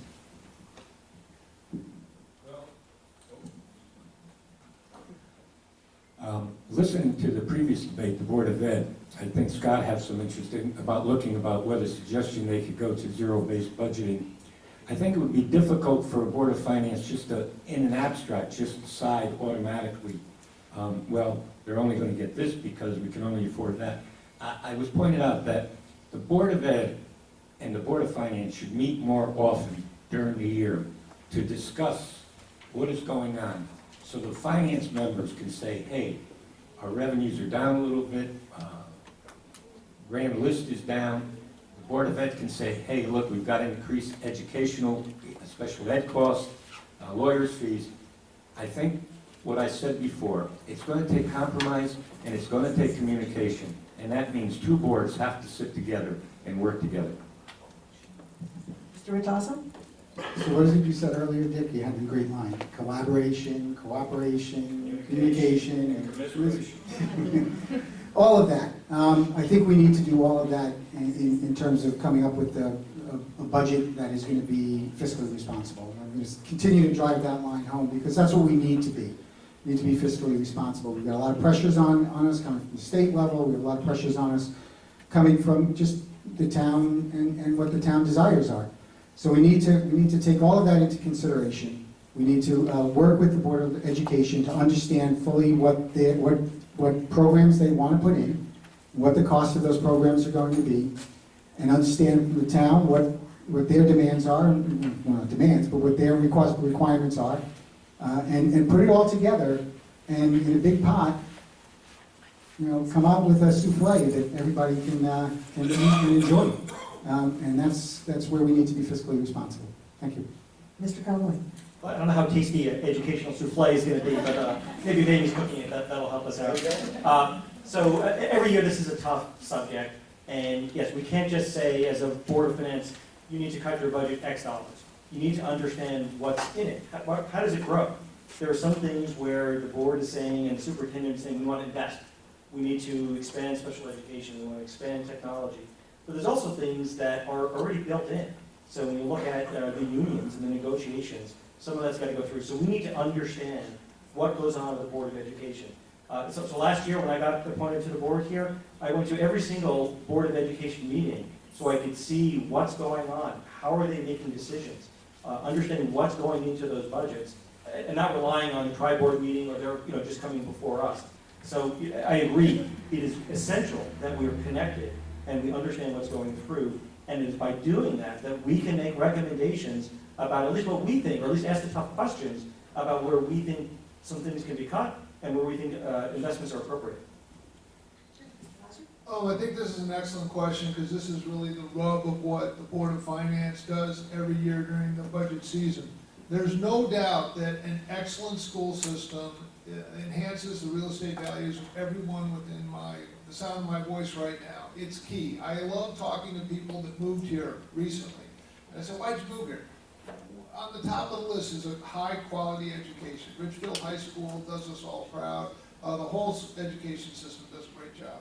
That said, upwards, depending on how you determine your interest payments, somewhere around 80% or 80 cents out of every one of your tax dollars, if you allow for interest on the bundle and so forth, goes towards education. So it's a big deal. And we look at things like enrollment. Enrollment from the height is down 550 students, yet head count among the teachers, administrators, paras, associates, custodians is actually up 95 head count over where it was at the height. So these are questions that need to be asked, and I think the Board of Finance voted unanimously last time to cut, not a cut, it was a reduction in the requested increase. Okay, Ms. Friedenrich. So as everybody's already said, it's not the purview of the board to drive curriculum, and I agree. I don't think that any one of us wants to sit up here and tell them how to teach biology. I think that it's really important what Sean has done in terms of attending those meetings. I think if you go to a Board of Ed meeting and you listen to them negotiate and talk, you're really better equipped to come back to the Board of Finance and say, listen, this is how they're getting to those numbers. You're not slowing the process down, you're actually moving it along by understanding what they're doing in those boardrooms. I do think that there is a place for understanding the importance of scale and purchasing and efficiencies. And I think that there may be the opportunity to get in and see if those opportunities exist within the board. I don't know that they're currently doing that, and I think that if they are, there might be an opportunity to look at that. Okay, is there any rebuttal on this? Not really a rebuttal, but a comment. Certainly. This is the Board of Ed budget. 2016, 2017, got the old copy. It's very complex, very difficult to read. If I were from a Board of Finance to make a comment, I think they have to restructure their budget, make it easier. When they were talking about communication before, this is a very difficult budget to try and read. This is not a criticism, because they have a tough job on the Board of Ed. It's an observation. Anything further on this? All right, at this point, I think we're just about at the point where we should get to closing statements. Timers, this is a minute and a half for close. By luck with the draw, it's going to start with Mr. Ragazzo. Okay, so here we are. It's a little over a month from Election Day, and we're all up here trying to put our cases forward as to why you should vote for us. I would say that from my position, I've lived in town for 14 years. My wife and 2 children are just proud residents of Ridgefield. And we love the town, and that's why I'm doing what I do. I spent 4 years on the Board of Education, helping to deliver fiscally responsible budgets to the town. And I've spent the last 2 years on the Board of Finance, helping to deliver fiscally responsible budgets to you. And in addition to that, my background, just to give you a little bit on my background, I spent 30+ years in finance and accounting with large multinational companies. I've managed budgets over $100 million, so I know what it is to work with these numbers. And I definitely, I think what you would hear if you talk to some of my former Board of Ed members and now my Board of Finance members, I ask a lot of questions. I want to know a lot. I may not, sometimes I think I'm public enemy #1 with the administration, but I don't care because I need to know. I need to know to be able to formulate a good, solid budget and a good decision for this town. Mr. Connolly. Well, first I'd like to thank everyone for sticking it out. I was a little worried after the Board of Ed, everyone blast out of here, so it's highly encouraging to see this. As some of our former other members know, the level of attendance at the Board of Finance meetings is not quite what it is at the Board of Education. So just as sort of an introduction, which is funny to do kind of at the end. So I've lived here about 11 years. I'm a proud and in fact passionate resident of town. People joke that we talk about it being a cult because we feel so strongly about the town. We really do. So I have a daughter in high school, a son in Scottsridge Middle School. I've been a Boy Scout leader. I coach soccer. I've literally coached hundreds of your sons and daughters, some even in the audience today. And so just anything that's gone on in town, I've kind of thrown myself into. So love the town, kind of support that with the activities I've done on a professional basis. I've worked for 22 years for Willis Towers Watson, which is a management consulting firm. People have no idea what that means. At a very high level, my job is to ask questions. I'm in what we call organizational research. So I go into organizations and ask questions to understand all the different values and perspectives of people in that organization. I then manage that data, I analyze that data to draw a storyline to help move people forward. So I'm understanding the points of view of lots of different people, which is what I think we need to do here as well. So it's that balance, right? Balancing where we are today, understanding our budgets, but also making sure while we're protecting those tax dollars, we're investing for the future. Thank you. Thank you. Mr. Heiser. I love Ridgefield. I like that cult analogy. I have just enjoyed living in this town. I have 3 children. All 3 of them went through the Ridgefield schools from kindergarten to graduating from Ridgefield High School. I have my first granddaughter. I'm already planning to take her over to Keeler Tavern to show her the cannonball. You know, that's like a rite of passage. It solidifies you to Ridgefield. I've been on the Board of Finance for upwards of 24 years. I've been on the Board of Finance through 3 different first selectmen, through 6 different school superintendents. I've been there when the economy is going up. Remember, our real estate values were going up a point a month. Remember those good days? And you had contractors knocking at your door saying, you want to sell, we want to put a big mansion. I've been there when the economy's been going down, when we've had, we literally cut off the water, the bottled water at some of the meetings with Rudy Marconi when the economy started to tank, instituted a hiring freeze, made the tough decisions that needed to be made. I've been there when there's shrinking enrollment in the schools, and I've also been there when the schools had art on a cart, and they needed money to build new schools, and helped get the bundle past $151 million, which we're still paying off. What I have done throughout all that, not even mentioning hurricanes and other things, is allowed a stable tax rate, protecting your tax dollars. If you vote for me, I will continue to do that. Ms. Friedenrich. So I may be the oldest member of this committee. You won't believe it. But I grew up here in the 70s and 80s. I went to Branchville Elementary School. My mom taught at Veterans Park. My father was an IBMer. And my first job was at the Keeler Tavern.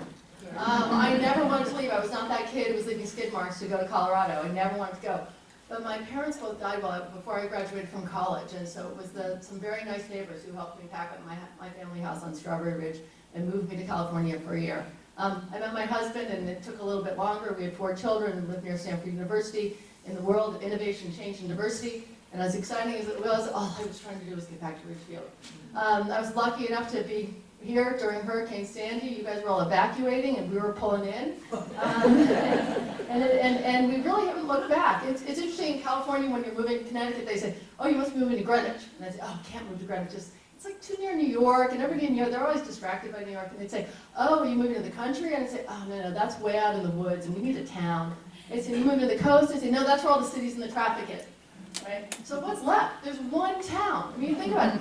Ridgefield is the only town that has that dynamic, and it's great, but it needs to be protected. And we can't forget, innovation is really important to keep us vital, and we need somebody who's got those fresh ideas, who can come in, who has love and fresh ideas to keep it strong. Mr. Motion. Thank you. Thank you to the league.